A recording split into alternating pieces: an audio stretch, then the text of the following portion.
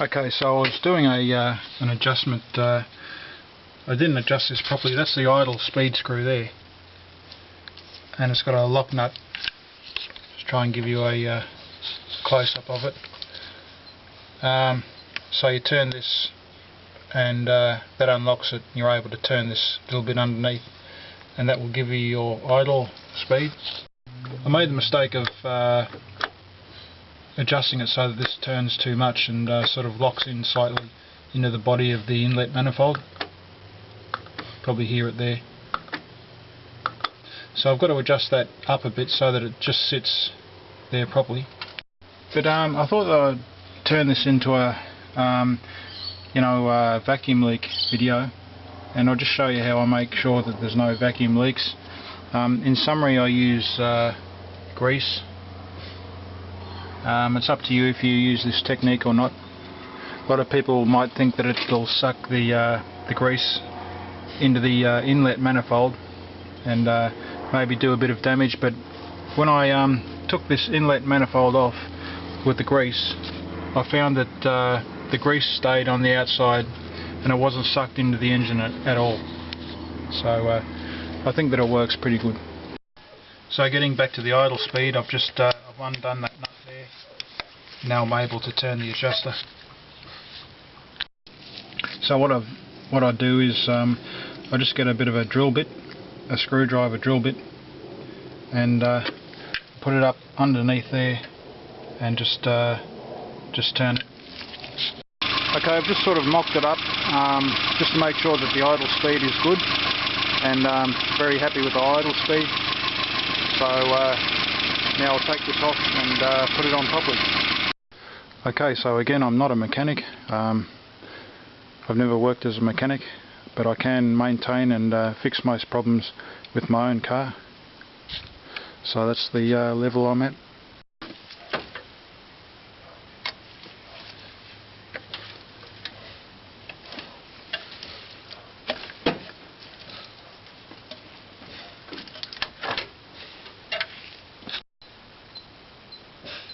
So you may be able to see that the grease won't run inside the intake manifold.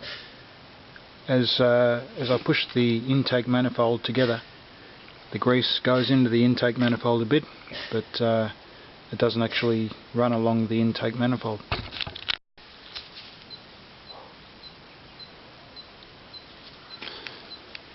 So that's the direction of travel.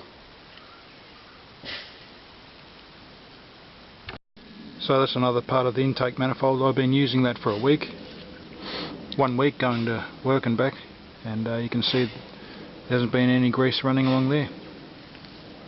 Okay, so don't forget to just clean the grease from any prior work. And a golden tip, this is your mass airflow sensor. Always keep that clean. This is a source of a lot of problems on cars.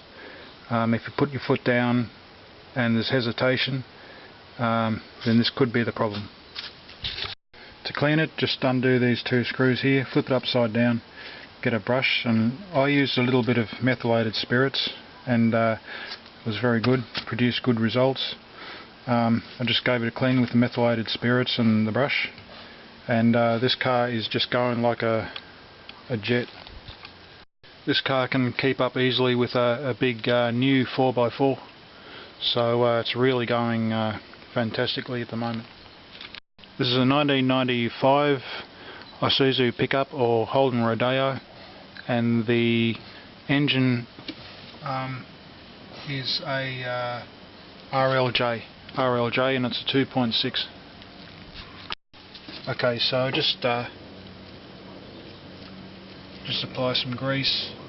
Not too much. That's probably a bit too much. Make sure it's spread evenly. By the way, for a proper intake manifold leak test, you need to get a smoke machine, but this is just to make sure that there's no leakage in between the parts of the inlet manifold.